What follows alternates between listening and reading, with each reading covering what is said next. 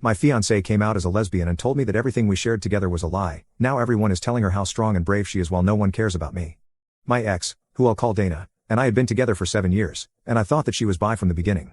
That's what she said, and she openly told me about her past relationships with girls, but I never cared because it wasn't a problem at all to me.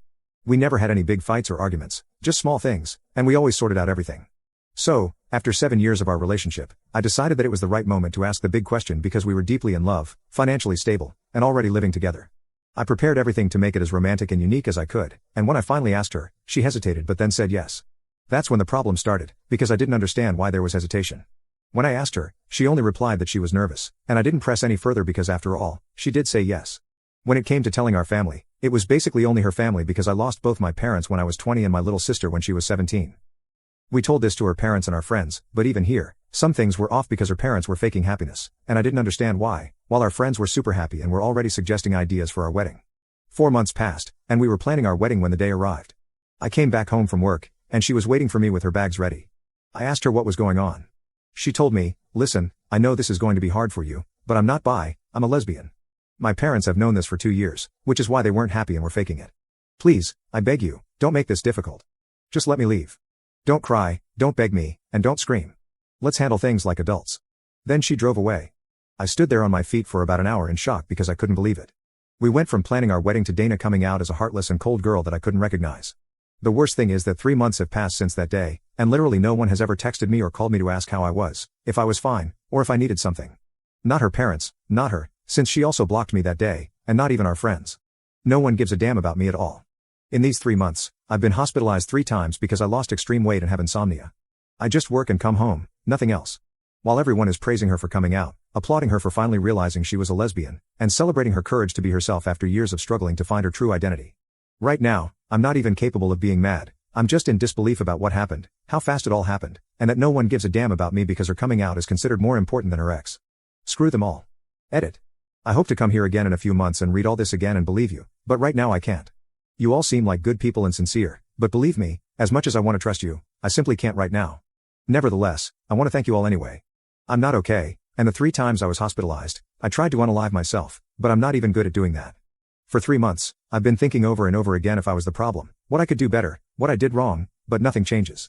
So here I am, in the middle of nowhere, seated on a sidewalk like a homeless person, reading strangers' comments on a post that I don't even know why I posted. Again, thank you all. Update 1. So, I wasn't expecting to update so soon, but like some of you folks said, somehow one of my ex-friends saw my post on TikTok, and the absolute mess started and is still ongoing right now. This ex-friend, who I will call Paul, reached out to me and basically told me that he saw the post and knew it was me because I used my ex's real name, and he was shocked to know what really happened. Apparently, Dana told my ex-friends that she came out to me as a lesbian, but I didn't take the news well and tried to lay hands and threaten her, so she told them to never contact me again, and they all believed her. However, when they saw my post, they started pressuring her to confirm if my post was telling the truth or not, and she admitted to the lie. Since Paul's text, I received a ton of texts and calls from everyone asking me how I'm doing, if I'm fine, and expressing apologies for believing Dana and not reaching out to me first. But then there's the real issue, Dana. She texted me asking for forgiveness, saying she's sorry for how badly she treated me and admitting that she invented everything because she was afraid of losing friends. Unfortunately, that's not all. I also got a text from her girlfriend, who I'll call Mary, and basically, she told me that she's sorry for Dana's behavior and for what she did.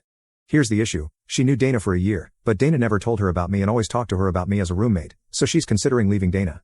As for me, I created a new group chat including them all, even Dana and Mary, and told them that I'm not changing my mind about forgiving them. I mentioned that I was considering suing Dana, partially true because I'm not sure if I'll go through with it, and that if they, my ex-friends, were decent humans, they would have texted me asking if I was out of my mind to lay hands on Dana or just insulting me via texts if they really cared about me. Then I added some personal things about Dana and blocked them all. However, my blocking method isn't working because they continue to harass me with texts and calls from other numbers, and even getting other people to call and text me.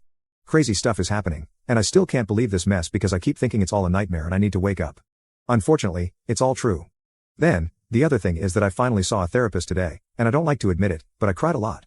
I never worked on accepting that my parents and sister are no longer here, and then this thing with my ex added to it, making me explode. So, it's going to be a very long journey, and I hope to reach a point where I feel better. So, that's all for now, and I hope to update you not as quickly as now but when I'm feeling better. Thank you everyone.